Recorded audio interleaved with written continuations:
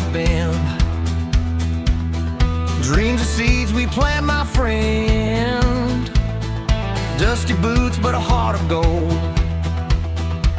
Your story's waiting to be told. Inventive journey, here we go. Through highs and lows, we let it flow. Startups rising, small but shine. Your time is now, your stars align.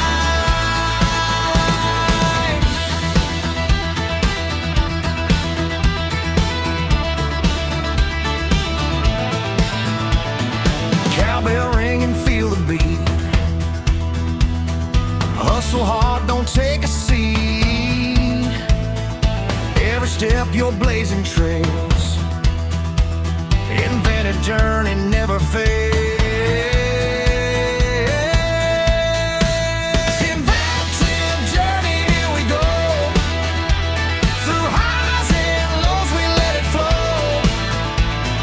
Startups rising, small but shine. Your time is now, your stars align.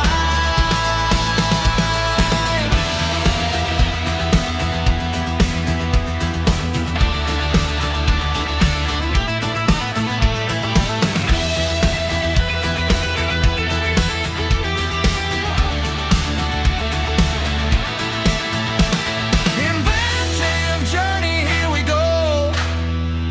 Through highs and lows, we let it flow. Startups rising, small but shine.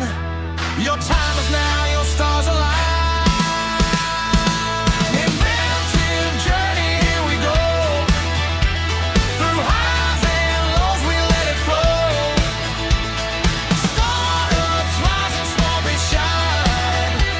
Your time is now, your stars align.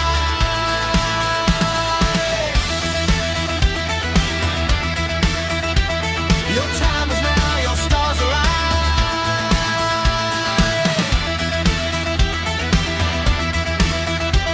Your time is now, your stars align.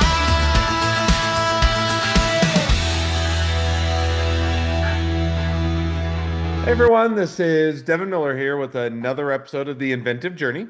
I'm your host, Devin Miller, the serial entrepreneur that's grown several startups into 7- and 8-figure businesses, as well as the founder and CEO of Miller IP Law, where he helps startups and small businesses with their patents and trademarks.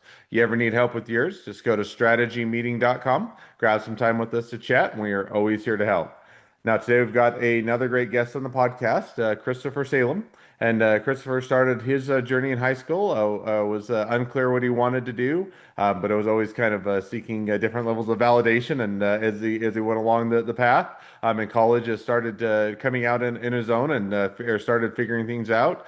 Chose a major that was a bit unique and got a lot of job offers on that front, but it didn't align with his strengths. So shifted into sales, which better aligned with his strengths, and then struggled with some addictions and other parts of a life for a period of time, and then overcame that and rose up through the ranks, got laid off, started a business, sold that, built another business, sold that, and then moved over to what he's doing today. So with that much as a quick introduction, welcome on the podcast, Christopher.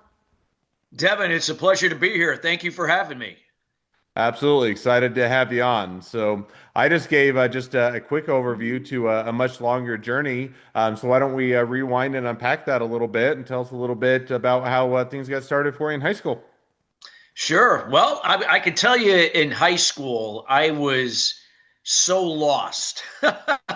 When I say lost, I wasn't sure what I wanted to do. I just knew that on some level, like, even though I loved to party, I guess, I had somewhat of an interest in geology for whatever reason that was. So when I went to Arizona State University as a freshman, now I also played baseball, so I had a pre-scholarship. I didn't make the team. I ended up playing a lower level at ASU to that, but never made the main team, put it that way. But nonetheless, since I didn't get the scholarship, I still stayed. I loved the weather. I fell in love with just the whole concept of ASU, joined a fraternity, all of the above. But going back, I didn't really know what I wanted to do. I was kind of flying by the seat of my pants, like whatever seemed good, I kind of went with. And because of that was because of my upbringing, because I didn't have a really strong father-son relationship. I was always seeking my father's validation, never got it. So I was just kind of aimlessly just bouncing from opportunity to opportunity. Now, I mentioned geology was my chosen field when I first started as a freshman, but I realized when I got there, ASU had a great business school, and a lot of my fraternity brothers were all, I'm going to major in finance. I'm going to major in purchasing materials management, because at the time, ASU was only one of two schools to offer a degree in that particular area. Now, as a result of it, I kind of said, hey, I love geology. I kind of like it. But because, again, I didn't know who I was kind of lost at that point in my life, I switched majors. So I switched majors to become a purchasing materials management major, because at the time it was in demand.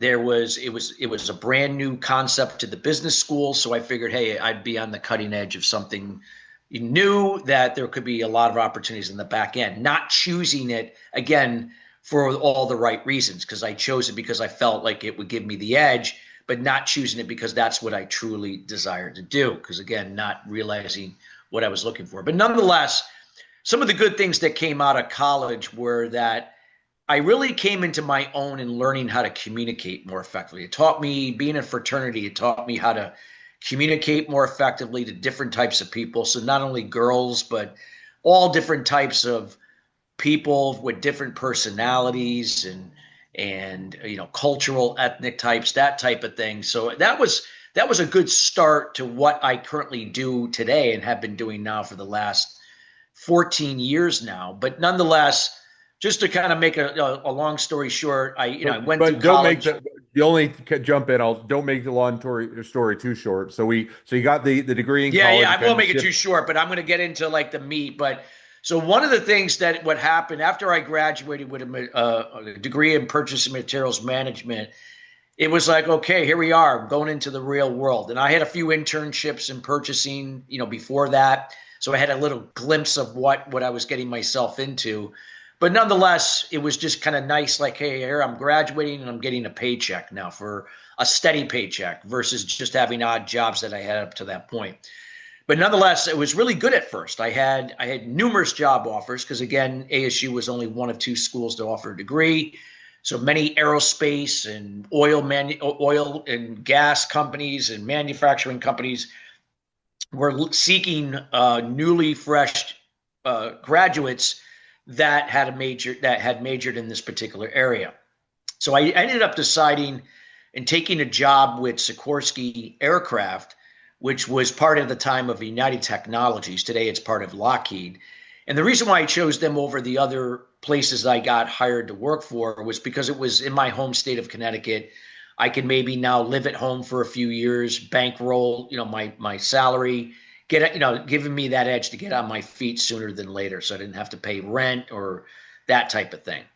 So I did that, and I already had some experience with UTC because I had done an internship while I was in school at Pratt & Whitney, which was a sister company that produced jet engines for commercial aerospace and, military and private aviation. So with that being said, I got into Sikorsky and started my career and, did what I was supposed to do. One of the good things is I always had a great work ethic. So with that being said, I learned that from both my parents. That was one good thing I learned from my dad, was that he had a great work ethic, along with my mother. And no matter if I didn't like something or not, I still gave 150% no matter what. I put my heart and soul into what I was doing, and I got good at it. Now, just, to give you a little concept, there was, during that time with aerospace companies, it's, the environments were completely different than they are today, or in this case, in the last 20 plus years. But back then it was very, very difficult. There was a lot of, it was a military style type of leadership, very bureaucratic, a lot of screaming and yelling, a lot of, talking down to people. That's how things got done. Now, so for a young professional like me and coming into this environment, this was what I was introduced to, thinking this was normal. Now, to make make this whole journey even more entertaining, as I mentioned, I had a good work ethic. I did what I was supposed to do, but I had fun along the way as well. But because this place could really come down on you, and some days you just wanted to just lash out, you wanted to just say, I can't take this place anymore. Why am I coming in here? I remember one day I had a guy I was working for, and he would always be pushing my buttons, constantly on top of me, pushing me. And I'm one of those people, I don't like to be micromanaged. Never did. Even as a child, my mother would tell me something to do, and I just do the opposite. In this case, I just never like to be told what to do. But I had this guy constantly breathing down my back. Now, I was able to keep it together for so long until one day I lost it. In this case, back then, guys had to wear suit and ties to work. This is going back to 1990, 91. Yeah, we had to wear suit and ties. I mean, I know that's pretty much non-existent these days. Unless you're a lawyer or, a CPA or something in that profession, you may still wear a suit and tie. But with that being said, I lost it, and the guy was yelling and screaming at me from where he was, in this aisle area that I was at. And I just completely lost it, slammed my phone. Now, remember, these were phones that had a cord at the time. If any of you were like, a phone with a cord, what is that? Well, I lived through that time. With that being said, I smashed my phone, went into his office, and I must have been just in a different realm at that point. I didn't know, all I know is I grabbed him by the tie, the shirt and the tie, and I was a lot bigger at the time. I'm not tall, but I was, 5'9", and I was 210 pounds. So I was very, very sturdy.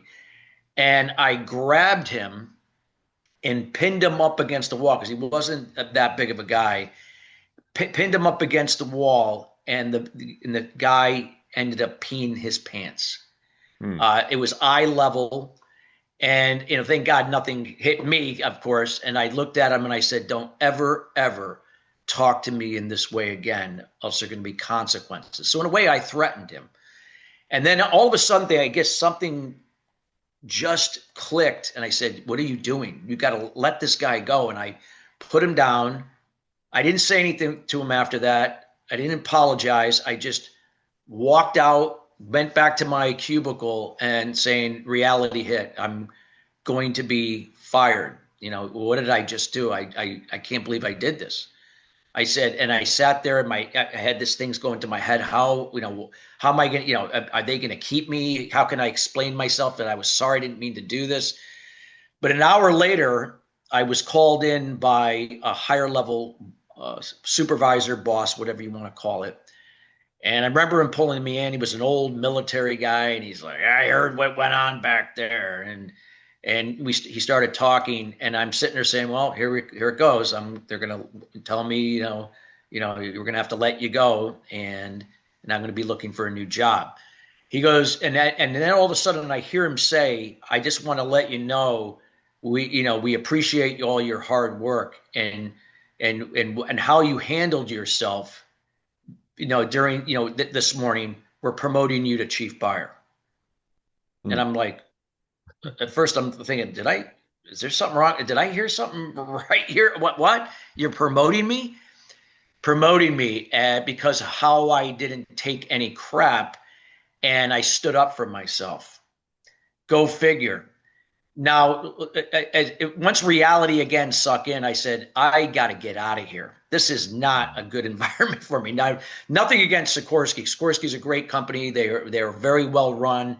Nowhere near like what it was back then. And, a lot of that environment, they cleaned house with that. Like what most manufacturing companies operated the same way. So again, this is what happened in most organizations back then. Nonetheless, I ended up leaving and went out to Chicago to get engaged to my college sweetheart at ASU, and I got into a sales job. It was my first time. I always knew, because every time I would be on the other side negotiating multi-year contracts with suppliers, they would always say, "You need to be on this side. You're really good at talking with people. You shouldn't be a buyer. You should be working for us." And I, would kind of dismiss it. But now I realized that I was cut out for sales. Now, with that being said, I was in a completely different profession. At the time, I was working for what was then a cutting edge software platform for claims adjusters in this case for auto body shops, and how they were able to do estimates, how body shops now could do estimates from this software platform, eliminating the claim adjuster to go out and do it every time. So I got involved in that. I got really good at that as well. I hustled, worked hard. But again, because I didn't know who I was still kind of like just didn't have my act together personally. In this case, I sabotaged my engagement. I also began to wear out relationships that I had done a really good job of cultivating, only to kind of let them go.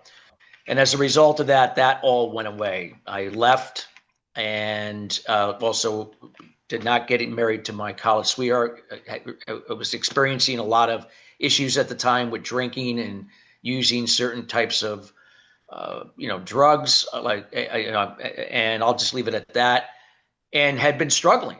And with that being said, I had bounced around a few times with working for some different sales organizations from a media perspective. I got into trade shows. And again, I was able to mask the personal issues that I was going through. And I was still, because of my strong work ethic and the ability to be that hunter mentality, to really produce on a higher level. That's what always kept me in the game early on, before all those things would unravel and then sabotage those things that I had built. Nonetheless, it began to rear its ugly head again. I started repeating these same patterns.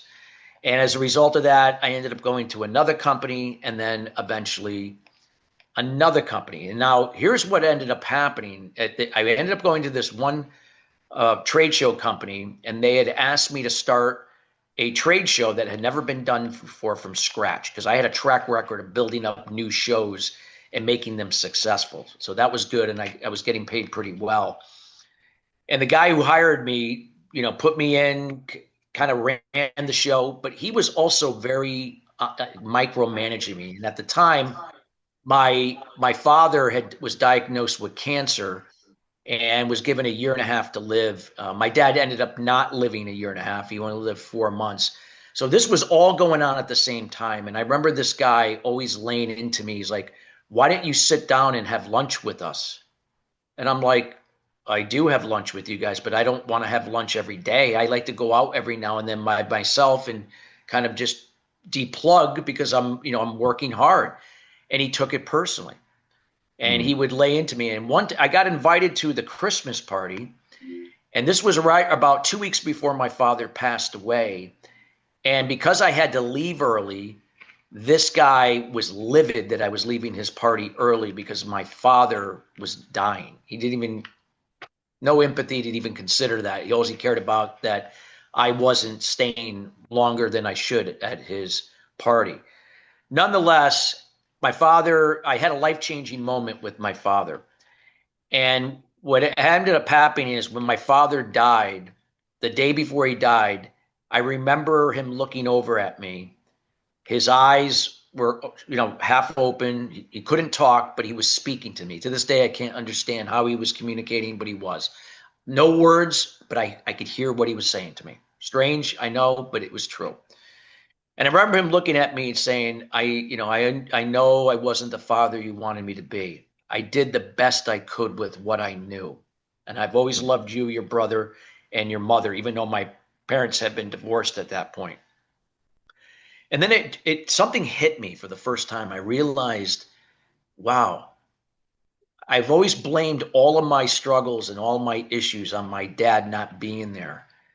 But I didn't realize that he also grew up detached from his father. Like, he was treated like dirt. And and something clicked to me and said, I guess we only know what we know, because that's what he said to me. He did the best with what he knew, or what he could. And then I realized something said to me, an internal voice said, no matter what deck of cards you've been dealt with beyond your control, when you're an adult, you are always responsible to change that. See, I'd always deflected that as an issue to other people. You were the reason why I'm in this place. It's your fault. I'm the victim. And that's how I lived my life, and I escaped it through addiction. That was now the light bulb that went off and said that I was not going to allow myself to be controlled by my emotions and the control I couldn't control. The only thing I can control is me, my communication to myself and others, my behavior in alignment with that, my attitude, it's happening for me, not to me, my emotions and how I respond versus react to other people and situations, and my action. I looked back, and my dad ended up giving me the greatest gift I could ever imagine, making up for all those years of not being there by setting me off on a path of recovery, emotionally, spiritually, and mentally. And just to go back to the story about the guy that I worked for, he ended up letting me go. I ended up finding out that he had set me up. He knew the show wasn't going to succeed, and he hired me as a scapegoat for me to take the blame, not him. And know what was funny? The show ended up being a success. It was successful, but he still let me go.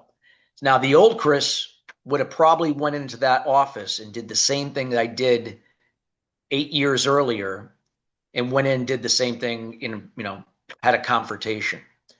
I didn't. I handled it as a man, as a professional.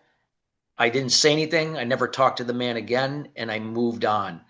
I did one more stint at a corporation at the time at a higher level as a vice president of media sales. I did that before the company was bought out by a bigger entity.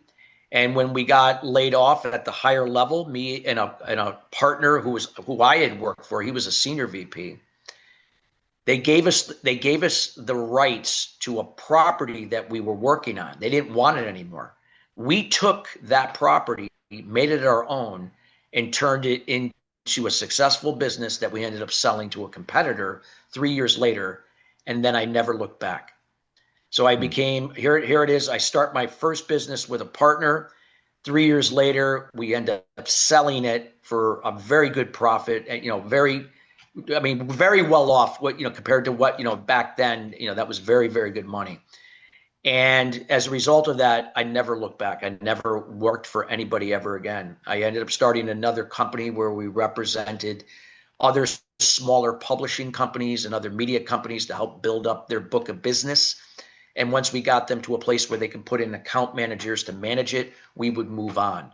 And we were paid very well to do that. And we did that successfully for a number of years. I also had the business on autopilot, so to speak, having other people, kind of run it for me, and it allowed me to get into some other things. I kind of circled back into aviation again because we were representing some aviation publishers.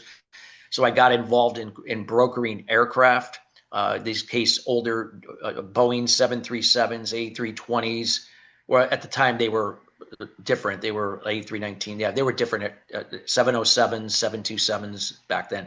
And then we would either refurbish them and sell them to third world countries for either freighter routes or packs or like charter type flights that they would be utilized, or we would tear them down and sell them as parts. So I was very successful at that, made a lot of money doing that in conjunction to the first business that I had sold for profit. Now, that being said, at the time I then had a son that was born. I had gotten married, I had a son, and I was kind of an older dad at that point in my late 30s. And at that point I said, I can't keep traveling the way I am. I want to be there for my son, like how my father was not able to be there for me. I can't repeat these patterns because I had learned all this over 3 years of going through self-discovery, through emotional intelligence I have been addicted to anything in over 26 years. Well, up to this point, not 26 years, but that time. And as a result of that, I decided to sell my business, and I sold it. And thank God I did, because not only for the fact that because I wanted to get my life back and be there for my son full time, it was because my industry, that part of the industry that I was involved in, it would have ended up dying out anyway. Because with all the changes in technology and changes in media, what I did eventually would have went away anyway. So I actually got out in time, and it was a good timing. So I was very fortunate. So I ended up getting into consulting coaching, which I've been doing today. I've been doing that now for over 14 years. I took a big hit in income, in terms of income coming down, but nonetheless was able to grow the business. Thank God I had banked a lot of money, and I could live off of that for a few years as I ramped up. And then, I've been involved in investments from, commercial real estate to startup companies. Some did very well, made me money. Some didn't. That's part of the, the course, that you're going to have some winners and you're going to have some losers. But you got to be in the game if you're going to win and succeed. And I was always a calculated risk taker. So with that being said, this is what led me where I am today. Today, I love what I do. I work with a lot of businesses, from anywhere from a small business to a mid-sized company. My area of specialty is in the area of emotional intelligence on an individual team level, how to use that as a way to now bridge people together, communicate more effectively, one-to-one, one-to-few, one-to-many, how it applies to building a psychologically safe workplace to generate higher productivity and performance, to building out value proposition messages, to jumpstart SEO and lead gen programs, to connect at a deeper level to convert and close more business. I do that, working with a lot of marketing agencies and SEO firms for that, and companies direct. And then using that same process to get stakeholder buy-in, to create valuable customer experience for clients, to raise capital from VCs and angel investors, and helping to scale businesses in terms of revenue and profit from those concepts. Now, I do other things along with that with business acceleration, but I've been able to do that on my terms, where I still travel now, but back when my son was small, I just did everything again from my office. I didn't travel as much until he got older. Then I was able to get back out there a little bit more. So just to close everything up, in conjunction to doing all those things, I had also been speaking for 26 years. So I've been a professional speaker for 26 years at leading industry B2B, B2C conferences in the area of emotional intelligence and effective communication strategies across the areas that I serve.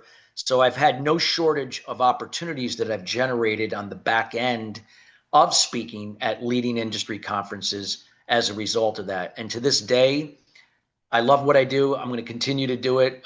And I also been teaching for 14 years, teaching people how to use speaking as a platform to grow their business, whether if you want to be a professional speaker or not, how you could do it and effectively communicate one-to-one, one-to-few, one-to-many to make that happen. And I've personally coached over 1,000 people in that program called the Custom Speaker Influencer Program.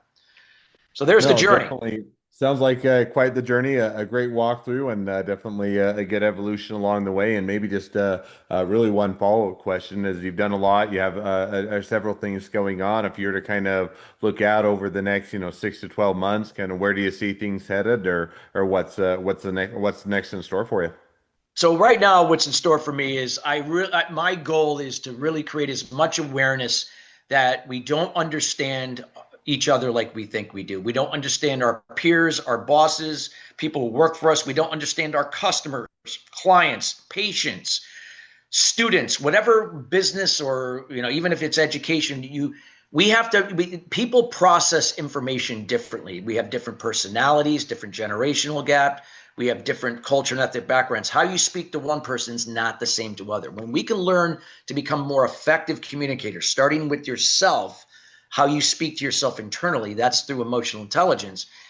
You're now going to have the ability on an individual, team, and an organizational level to really create better retention, better customer experiences, and be able to upsell more in your business. So my goal is to continue to keep putting it out there, so that way that organizations don't treat this on a siloed case basis. They see it as now as part of a long-term solution to remedy many, if not all, the current challenges they have and manage to this date, and not finding solutions through this process. And that's what I'll continue to do by speaking regularly at leading industry B2B, B2C conferences. So I pretty much speak at a minimum twice a week somewhere, whether it's in person or virtually at conferences.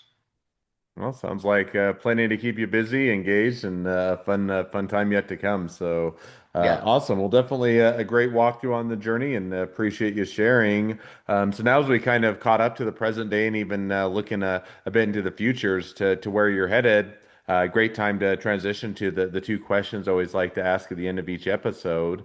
So we'll jump to those now. So the first question I'd like to ask is, along your journey, what was the worst business decision you ever made? What'd you learn from it? Well, I mean, there's probably a couple of them. I mean, at this time, if you realize I had made a lot of money from the sale of my first business at the time, did very well. I also was invested in a startup company that went up and down during the 90s and ended up going public in 2003. And that also made me a lot of money when it went public. So I was already a millionaire, multimillionaire at the time. I was in my I think, how old was I then? 30, 35, I think 35, 30, around that age that I became a millionaire. But then, as you go, you want to invest more. And I remember at the time I invested in another startup, and meanwhile, I thought everything on paper looked really good. These were two MIT graduates that were involved. There was a former chairman and CEO of a major airline that was on the board, and I said I just assumed that this is going to be a home run, but what I didn't realize is, even though it was a great idea, I didn't do my homework enough, nor did they, to really say, okay, this on paper looks good, like it could work, but in reality and the industry they were looking to, they were working with, would this escalate to the next level faster than later? And nonetheless, that didn't happen. And then also the financial crash of 2008 didn't help things either. And I ended up losing that investment. So, it didn't damage me, but it was a little sting, because there was a significant amount of money that I lost. So it was a wake up call that, I got to be more thorough in my due diligence. And ever since then, I've exercised that protocol. And, just because it sounds good doesn't mean it's going to be good. I'm not super skeptical, or I don't invest at all, but I make sure I dot all my I's and cross all my T's before I make a decision. Yeah, and that's always one where a lot of times you kind of get up in the opportunity, see where things are headed, and you tend to, wave off or say, "Hey, I'm the exception. I've been successful before. I won't make the mistake of I'll just jump over due diligence." And sometimes that works out. A lot of times, kind of circles back, and you wish you'd spend a little bit more time on the front end vetting opportunities. But easy mistake to make, but a great one to learn from. Yeah. Second question now that I like to ask is, so now if you're talking to somebody that's just getting into a startup or a small business, what would be the one rule of thumb you'd recommend? What I would say is that you got to trust the process. Don't think like you have to know everything, but you got to know enough. You can't assume what your audience is looking for. Don't assume that your product's going to solve their challenges. You got to do your homework. Before you build a product or service, go out and substantiate that with the audience that you're targeting. You don't have to do a full-blown market study. Well, you may have to, depending upon what the product or service is. But a lot of times with AI, you have a lot of this information at your fingertips. You can use Perplexity, Claude, any of those great places that you could do research to get a macro view of, is there a demand for your products and services based upon what you prompted and what's coming back? Have you talked to a handful of the people that would be the types of people utilizing the products or services that would make those decisions? Hearing it from them before you go out and build something. Every investor is going to appreciate you've done that homework, especially an angel investor, because when they know that you've done the homework and you're not just winging it, they're more likely to maybe now invest, even if you haven't even produced any revenue, because usually For an investor to put money into something pre-rev is usually not common. I'm unlikely to put money into a company that's not yet producing revenue unless they've shown me they've done all the things necessary to show me they know what they're doing and they've connected the dots and it's going to happen, type of thing. With that being said, those are the things that I always recommend. And trust the process. Focus on what you can control. Let go of what you can't control. And the only thing you can control is you. It's your communication to yourself and others as the sender or the receiver. Speak assertively, not passive aggressive. Never assume that everyone's going to process information the same way. Find out how they like to receive information, either written or verbal, and then adapt to that. And then make sure your behavior is in alignment with your communication in an assertive, not in a passive aggressive way. I'm a recovering passive aggressive. See every challenge, because you're going to have them. You're going to have them all the time. Every challenge, every obstacle, every problem, not is happening to you, it's happening for you. Because without a challenge or an obstacle or problem, you can't generate an opportunity from it. And without a challenge and an opportunity, you can't create a solution to generate a result. That's how it is. So you have to welcome challenges. Don't resist or avoid them or deflect them onto other people. And you got to learn how to respond versus react to things outside of your control, people and situations. So even if you're angry, that's okay. Honor that. But don't react from it. Pause, take a breath, remove yourself for 10 minutes, sleep on it, then come back and send the email or say something from a better place of being, that state of being. You can shift your state of being. That's going to be better than reacting. And then take action. Yep. Yeah. No, definitely. I think a great piece of advice, a great takeaway, and a good rule of thumb as you're engaging in the business front. So, well, now as we wrap up towards the end of the episode, if people want to reach out to you, they want to be a customer, they want to be a client, they want to be an employee, they want to be an investor, they want to be your next best friend, any or all of the above, what's the best way to reach out to you, contact you, find out more?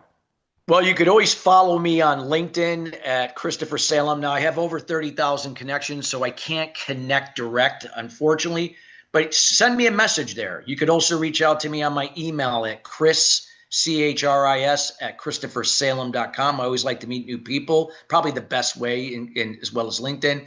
And then my two websites, if you ever like to reference, are Sustainable Success, oneword.net. That's my business services website that for coaching consulting. And then ChristopherSalem.com is my subject matter speaker site. And they kind of feed off of each other. That's where you can get some more information. But yeah, love to connect by email, Chris at ChristopherSalem.com. And then also we could follow each other on LinkedIn. Awesome. Well, I definitely encourage people to reach out, make a new connection, support a great business, and if nothing else, make a new best friend. So with that, thank you again for coming on the podcast. It's been fun. It's been a pleasure. Now, for all of you that are listeners that are out there, if you have your own journey to share and you'd like to be a guest on the podcast, we'd love to have you. So just go to inventiveunicorn.com, apply to be on the show. Couple more things as listeners, make sure to click share, subscribe, leave us a review. Helps us to reach even more startups and small businesses to help them along their journey to success. And along that note, if along your journey you ever need help with patents or trademarks or anything else with your startup or your small business, just go to strategymeeting.com, grab some time with us to chat, and we are always here to help. Well, thank you again, Christopher, for coming on the podcast, and wish the next leg of your journey even better than the last. Thank you, Devin. Appreciate the opportunity to serve, and thank you for the opportunity to share these insights with your audience. Absolutely. The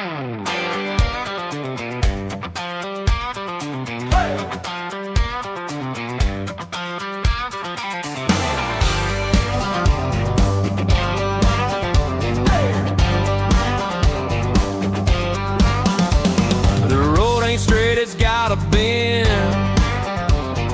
Dreams of seeds we plant, my friend. Dusty boots, but a heart of gold. Your story's waiting to be told. Inventive journey, here we go. Through highs and lows, we let it flow. The startups rising small, be shine. Your time is now, your stars align.